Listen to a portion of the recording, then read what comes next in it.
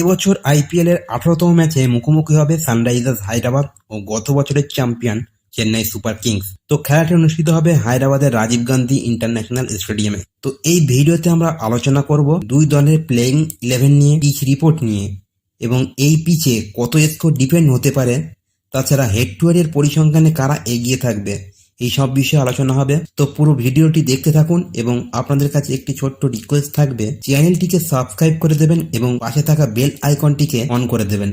তো হায়দ্রাবাদ এবং চেন্নাই এই দুই দলই কিন্তু তাদের গত ম্যাচ হেরেছে। তো হায়দ্রাবাদ 7 উইকেটে হেরেছে গুজরাটের কাছে এবং চেন্নাই হেরেছে 20 রানে দিল্লির কাছে, এবং এরা দুই দলই আপাতত 3টি করে ম্যাচ খেলে ফেলেছে এবছর আইপিএল এ। এবং পয়েন্ট টেবিলে সিএসকে আছে 2টো ম্যাচ জিতে 4 পয়েন্ট নিয়ে 3 নম্বরে ও হায়দ্রাবাদ 1টি ম্যাচ জিতে 2 পয়েন্ট নিয়ে 6 নম্বরে। তো এইবার দেখে নেব রাজীব গান্ধী আন্তর্জাতিক ক্রিকেট স্টেডিয়ামে পিচ রিপোর্ট কি বলছে।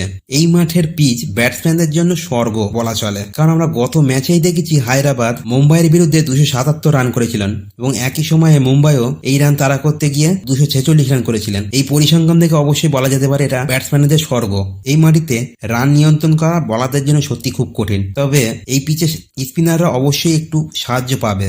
এই মাঠে পিচে একটি গুরুত্বপূর্ণ ভূমিকা পালন করবে। যারাই টসে জিতবে প্রথমে ব্যাটিং এর সিদ্ধান্ত নেবে, তবে এই ম্যাচে কত স্কোরে ডিপেন্ড হতে পারে তা বলা খুবই সত্যি কঠিন। তো এইবার দেখবো হেড টু হেড এর পরিসংখ্যান কি বলছে। চেন্নাই সুপার কিং এবং হায়দ্রাবাদ এখনো পর্যন্ত 19 বার একে অপরের মুখোমুখি হয়েছে। এই 19 বারের মধ্যে 14 বার জিতেছে সিএসকে এবং হায়দ্রাবাদ জিতেছে মাত্র 5 বার। যদি আমরা লাস্ট 5টা ম্যাচের পরিসংখ্যান দেখি তাহলে সেখানেও চেন্নাই সুপার কিং এগিয়ে আছে।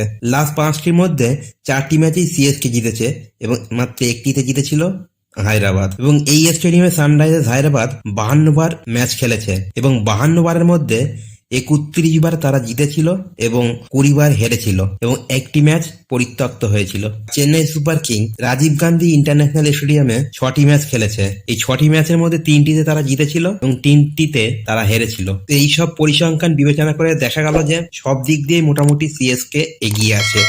তো এবার দেখে নেবো দুই দলের প্লেইং 11 কি হতে চলেছে। ওপেনিং এ নামবেন ট্রেভিস হেড, ময়ঙ্ক আগরওয়াল। 3-এ নামতে পারে অভিষেক শর্মা এবং 4-এ এডেন মাকরাম।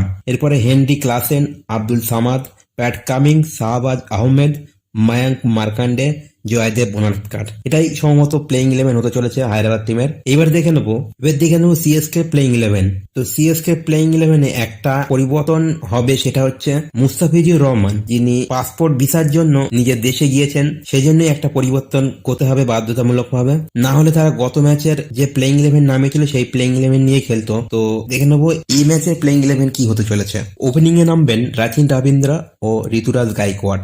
3-এ নামবেন অজিঙ্ক্য রাহানে, তারপরে শিবম দুবে, তামির রিজভি। এর পরে নামবেন রবীন্দ্র জাদেজা, তারপরে MS ধোনি, দীপক চাহার, তুষার দেশপান্ডে, মাথিসা পাথিরানা এবং ইম্প্যাক্ট প্লেয়ার হিসেবে মাঠে নামতে পারেন মুকেশ কুমার।